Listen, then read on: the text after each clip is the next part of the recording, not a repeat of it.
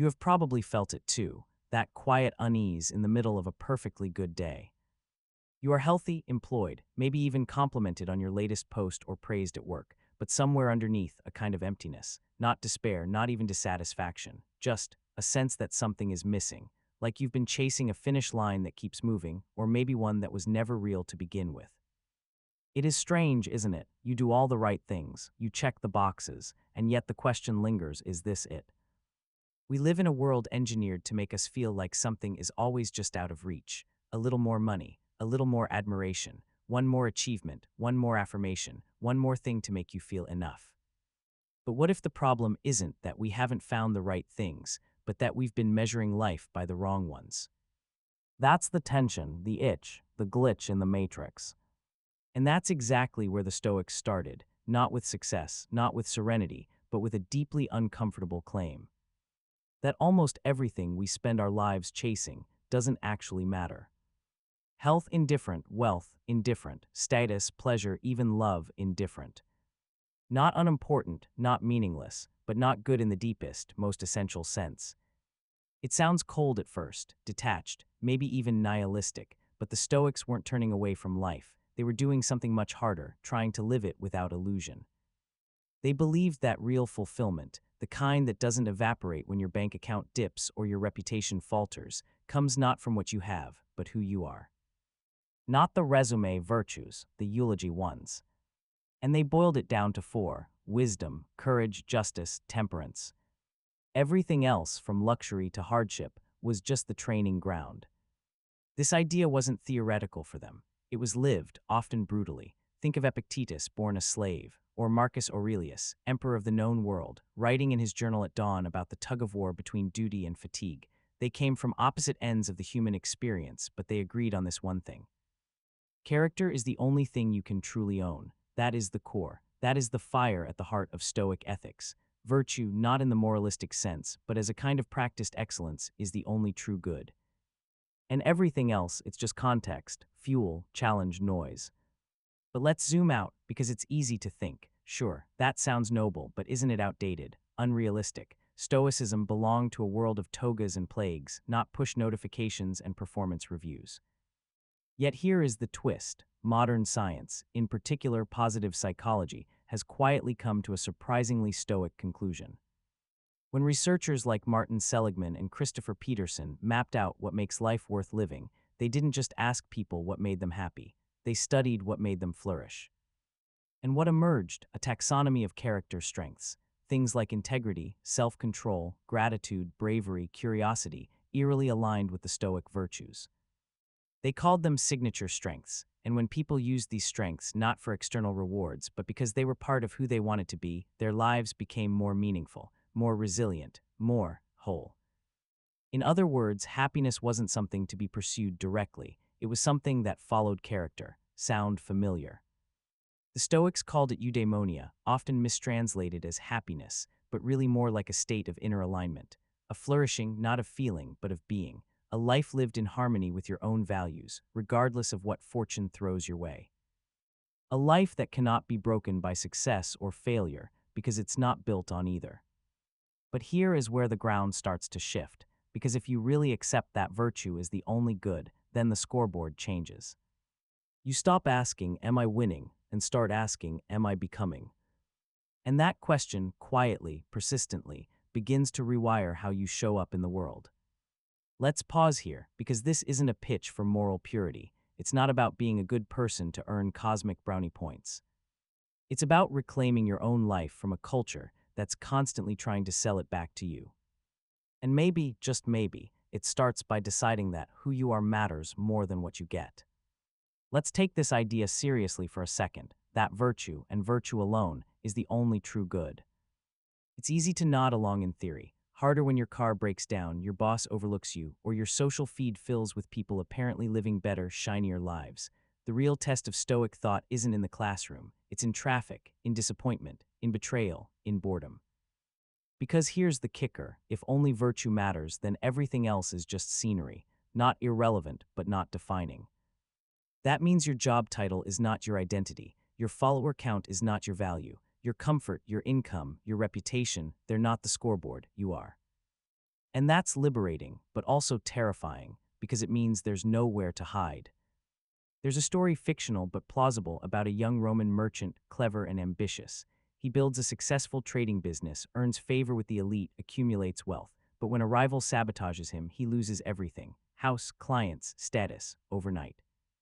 In the wreckage, he finds a copy of Epictetus' teachings, and for the first time, he's confronted with the idea that maybe he hadn't been living well, just succeeding. He starts over, smaller, humble, but with a clearer sense of what actually matters. And years later, when fortune returns, he's different, kinder, braver, more grounded. He learned the hard way that success doesn't insulate you from life, but virtue might. Modern life is no different. We equate progress with prosperity, but there are people who have everything and still feel hollow, and there are people with very little who radiate an unmistakable kind of peace. Not because they've given up, but because they've chosen a different frame. And that frame is what the Stoics were always trying to offer, a way of seeing the world that's not dictated by its chaos. To them, the four cardinal virtues weren't abstract ideals, they were muscles to be exercised. Wisdom meant discerning what's in your control and what isn't, and acting accordingly. Courage meant doing what's right, not what's easy, even when afraid. Justice meant treating others with fairness, not because it's convenient, but because it's right. Temperance meant mastering desires, not eliminating them, finding balance, not austerity.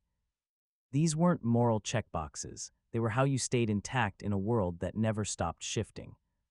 And here's where it gets even more interesting. These ancient virtues map surprisingly well onto modern psychological research about well-being. The VIA Institute's framework of character strengths, grounded in cross-cultural research, highlights traits like self-regulation, fairness, perseverance, and perspective, all reflections of those same Stoic pillars.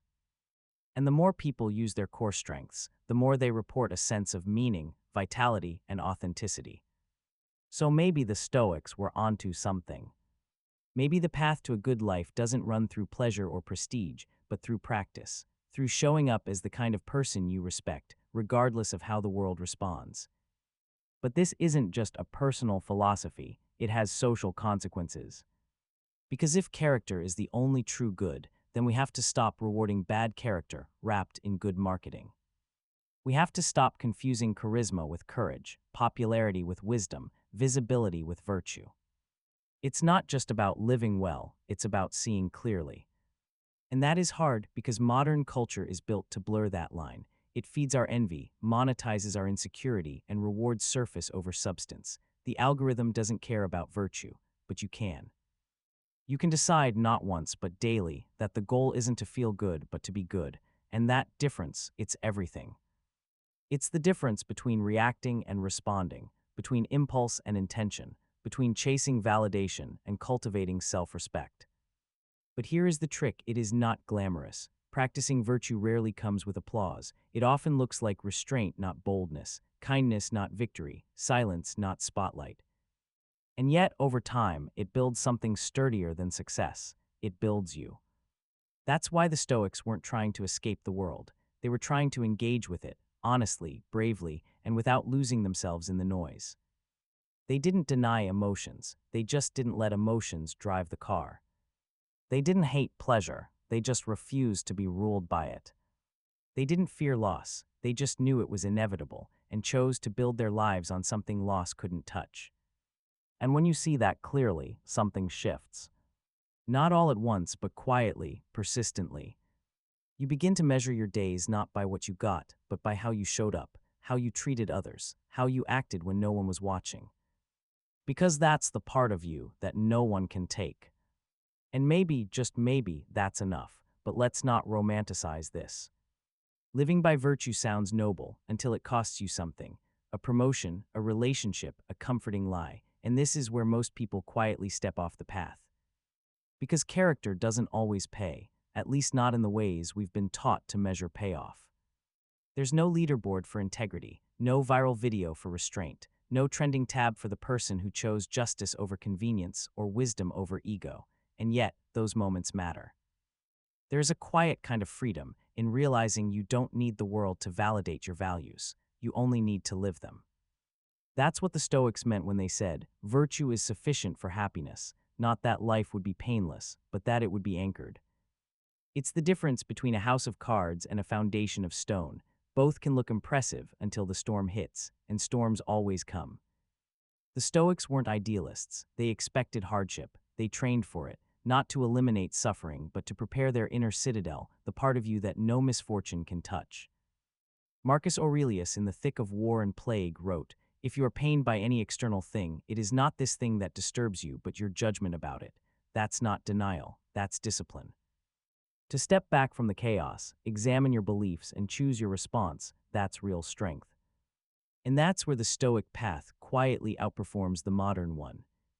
Because our culture is obsessed with how things feel. Is it exciting? Is it pleasurable? Is it new? But the Stoic, and increasingly the psychologist, asks a different question. Does it align with who you want to be? Because if your life feels good but costs your integrity, it's not flourishing, it's distraction. But if your life feels hard, and yet it's driven by something solid, that's the beginning of peace. Not comfort, not ease, peace. And there's a kind of strange, paradoxical joy that comes from that alignment, a joy not dependent on mood or moment. Not the spike of a dopamine hit, but the slow, deep hum of a life lived on purpose. That's what the Stoics were really pointing to. Not detachment from life, but immersion in it with clarity. Not repression of emotion, but sovereignty over reaction. Not avoidance of pain, but resilience in its presence. And when we connect that ancient insight to what we now know about psychology, the picture sharpens. Studies show that people who live according to their core values, even when it's inconvenient, report higher well-being, not always higher pleasure, but deeper meaning, a steadier sense of self. That's the Stoic promise, thousands of years later, that if you build your life on character, you won't be unshakable, but you'll bend without breaking. And in a world that never stops shaking, that's rare. But maybe the most radical part of this whole philosophy is that it's a choice. Not a gift, not a product, a choice. To act with courage when it's easier to be silent. To seek wisdom instead of outrage. To pursue justice, even in small, invisible ways. To practice temperance, especially when no one's watching. That's how you live a Stoic life, not by reading old books or quoting philosophers, but by asking, moment to moment, what would the best version of me do here? Not the happiest, not the most successful, the best. And if enough people asked that, and answered honestly, the world would change. Quietly, profoundly, lastingly, but it starts small. It starts with choosing to define yourself not by your circumstances, but by your conduct. It starts with deciding that your life isn't something that happens to you, it's something you shape, one choice at a time. That's the gift of Stoicism, and the challenge, to want less but be more.